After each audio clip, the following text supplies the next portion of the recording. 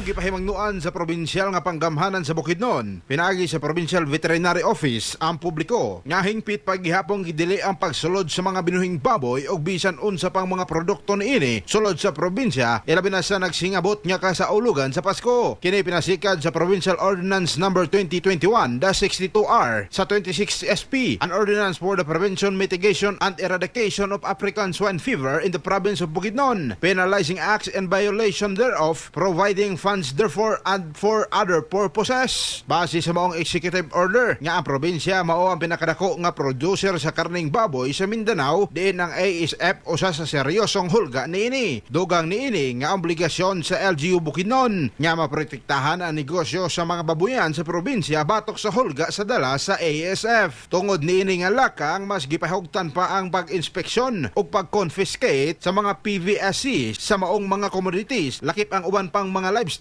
and poultry products and byproducts nga wala o kulang sa shipment documents. Mga katropa, kape ba nga healthy imong ipangita? Mag Santon Plus Coffee Mix ka na. Alang sa nakahiusang Pilipino para sa Pilipinas, katropang Rostom Villafranca, XFM